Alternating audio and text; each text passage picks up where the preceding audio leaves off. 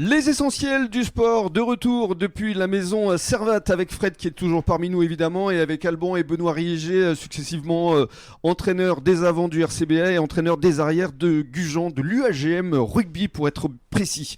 Alors on va parler des récents résultats avant-hier dimanche, parce qu'il faut en parler quand même.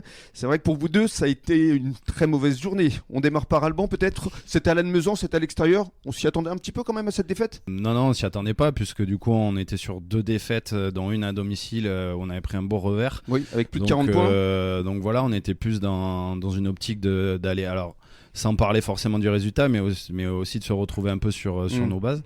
Et ça n'a pas été le cas, le déclic n'a pas été encore fait. On est tombé sur une équipe de Lannemezan avec beaucoup d'expérience qui nous a pris sur des ballons portés, sur des mêlées, des choses où on n'est pas encore apte à bien contrer et à pouvoir mettre notre jeu en place. Et c'est pas un super dimanche donc on a vécu. C'est vrai que la défaite aussi à domicile, il y a 8 jours maintenant, elle l'a fait aussi très mal, peut-être au mental aussi. Ouais, je pense que elle a fait très mal parce qu'on s'y attendait pas et voilà, prendre 40 points à la maison, ça fait mal. Oui.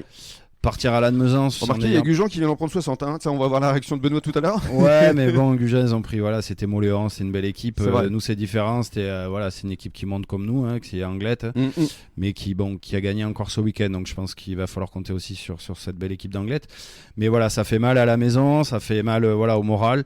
Donc, et ça fait un bloc de 3 matchs, 3 défaites. On a une semaine de repos. On va tout remettre à zéro et recadrer pour un bloc de 4 matchs qui nous attend ultra important. C'est ça pouvait pas plus mal démarrer en fait. Non, c'est ça, ouais. Je pense qu'on peut faire que mieux. Maintenant, on pouvait faire que mieux. Ouais, c'est ce qu'il faut se dire. Rester optimiste et positif. Benoît, pareil. Alors, 60 points à la maison, ça fait très mal. Ouais, ça fait très mal, notamment que c'est surtout par rapport à nous, à notre groupe, où on avait fait un bon début de saison. Un premier bloc réussi contre Barbezieux, même si la manière n'était pas forcément là, mais c'était un match très important par rapport à ça. Donc, on a réussi à gagner. Le week-end d'avant contre Bergerac, on perd à la dernière minute. Donc on menait exactement. Ouais. Bon, on apprend aussi. Et là, en effet, le score est très lourd. En étant honnête, je pense que le match était plié quasiment au bout de 10 minutes, un quart d'heure. J'allais dire 20 minutes. Stratégiquement, on n'a pas réussi à s'adapter. Mais les joueurs apprennent aussi. On est tombé sur une équipe qui aurait eu la possibilité de jouer en National 2 l'année dernière, donc Moléon. Donc on apprend et on va bosser. Ça, le groupe apprend, tout le monde apprend et je pense qu'on a des gars qui sont déterminés et rectifier cette déconvenue. Alors, est-ce que vous vous parlez entre vous justement après les matchs ? Oui. Alors, qu'est-ce que vous vous êtes dit ? On échange sur la vie du groupe, sur comment on voit les choses mais c'est vrai que c'est pas évident. C'est ce que j'allais vous demander. Qu'est-ce que vous leur dites justement aux joueurs après de telles défaites ? Là, pour ma part, nous à Gujan, notamment pendant le match, c'est ce que tu m'abordais un petit peu au début. Derrière les poteaux, on essaye de toujours trouver des ficelles ou des leviers pour les remotiver, et essayer de leur trouver des solutions. Et après, c'est vrai que la partie se déroulant, quand on n'a plus trop de solutions, c'est les gars qui doivent essayer de les trouver. On dit plus rien. Et voilà, c'est un petit peu ça. Et là, contre Moléon, ça a été un peu spécial. Ouais. Et Alban ? Oui, après, pendant le match, c'est des adaptations, qu'on essaye de donner aux joueurs par la voix, mais on n'est pas sur le terrain, donc là, tout leur appartient sur le match.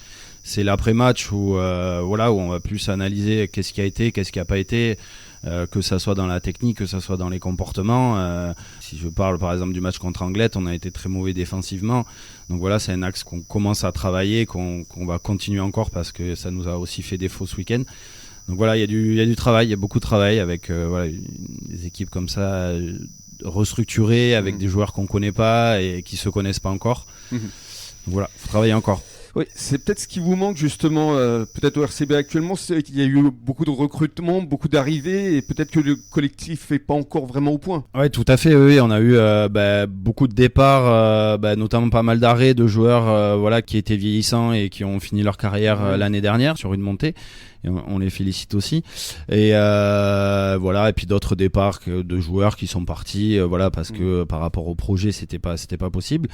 Et du coup, beaucoup de recrutements par cette vague de départ et beaucoup de joueurs qui se connaissent pas et qui connaissent pas le projet, donc pour l'instant on a un temps en retard. On va essayer de rattraper vite des points parce que c'est important. On l'espère, on vous le souhaite évidemment. Restez avec nous sur les ondes de la radio des Essentiels du Bassin. On vous revient pour une 3e intervention dans quelques minutes. On va parler d'avenir.